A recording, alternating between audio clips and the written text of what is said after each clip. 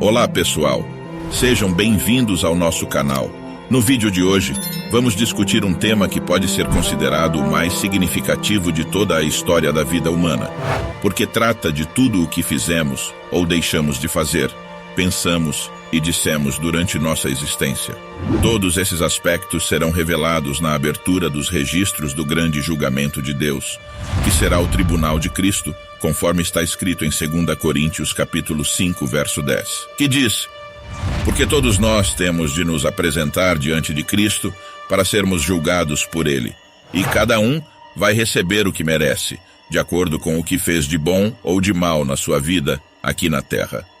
O tribunal de Cristo refere-se à crença de que, após a morte, cada indivíduo será julgado por Deus e por Cristo.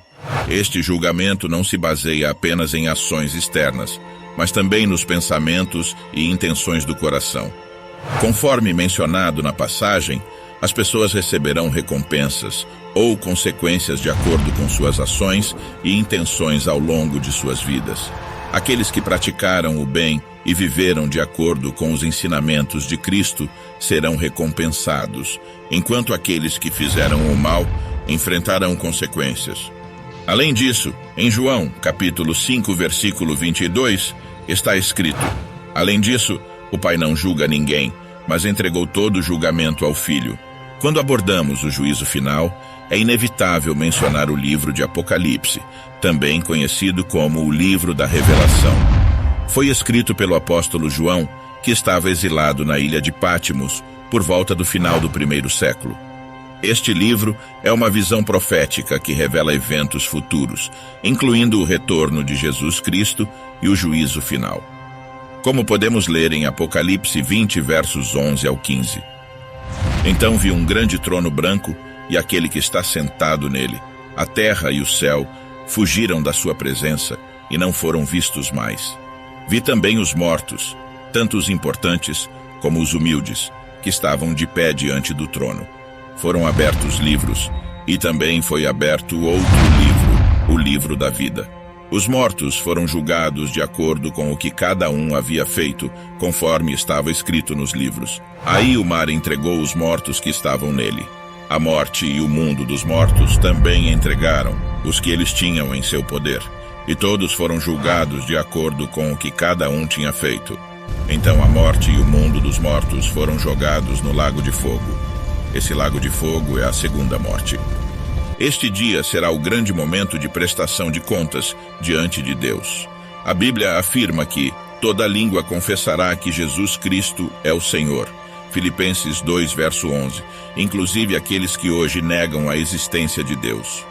Imagine nesse dia figuras históricas poderosas como Pôncio Pilatos, que um dia ordenou a crucificação de Jesus devido a pressões políticas e religiosas.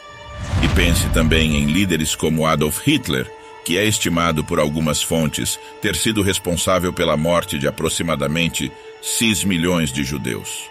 E quantos outros líderes poderosos, ditadores, reis maus, políticos corruptos que exploraram o povo, estarão diante do trono daquele que deu sua própria vida para nos salvar.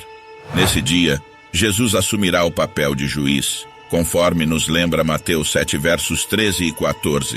Entrem pela porta estreita, pois larga é a porta e amplo o caminho que leva à perdição, e são muitos os que entram por ela.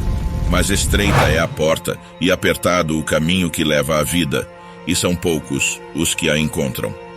Nesse trecho das Escrituras, Jesus está transmitindo uma mensagem crucial sobre as escolhas que as pessoas fazem em suas vidas. Aqui estão alguns pontos-chave para aprimorar a compreensão desse trecho.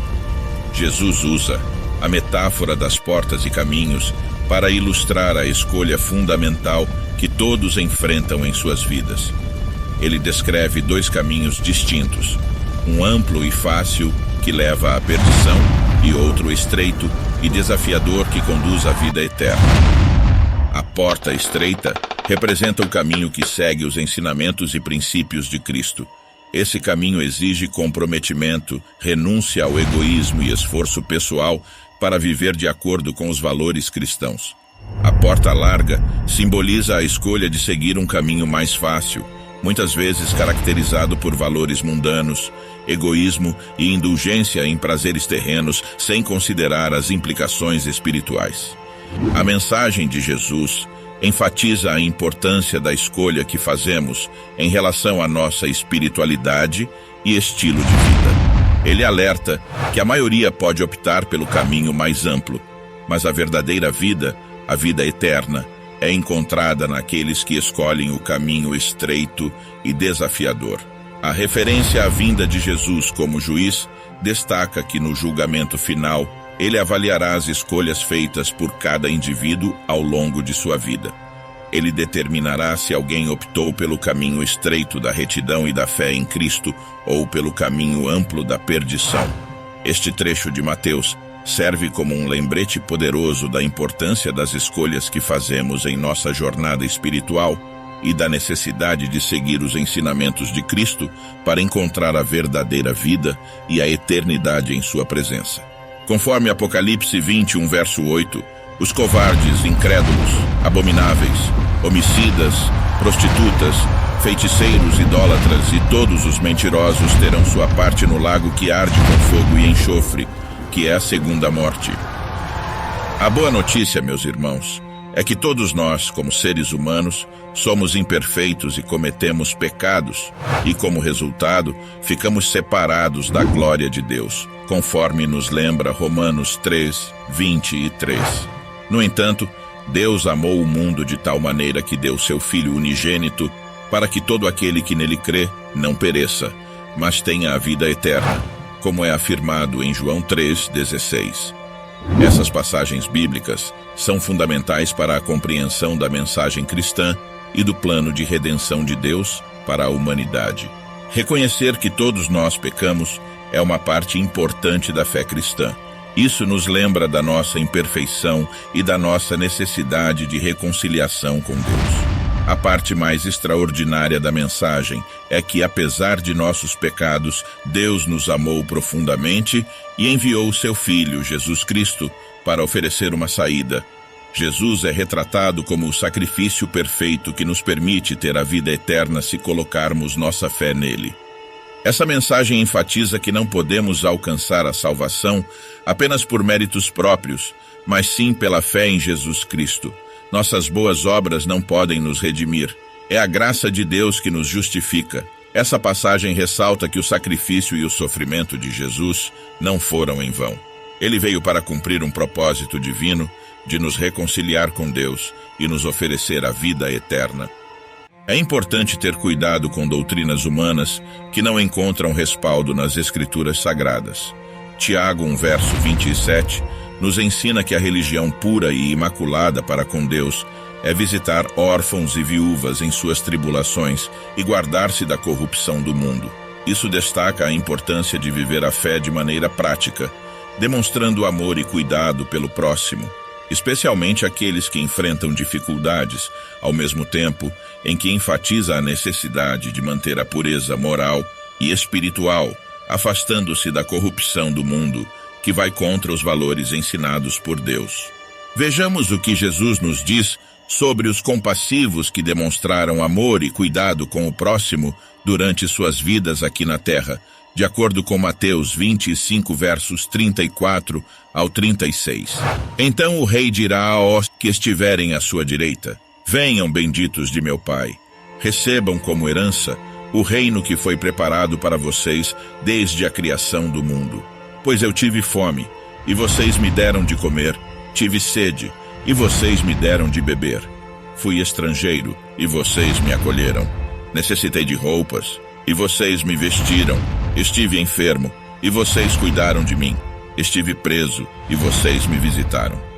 Nesse trecho, Jesus descreve um cenário em que ele atua como o rei que separa as pessoas, posicionando aquelas que demonstraram compaixão e amor ao próximo à sua direita, e as que não o fizeram à sua esquerda. Isso simboliza o julgamento das nações com base em suas ações.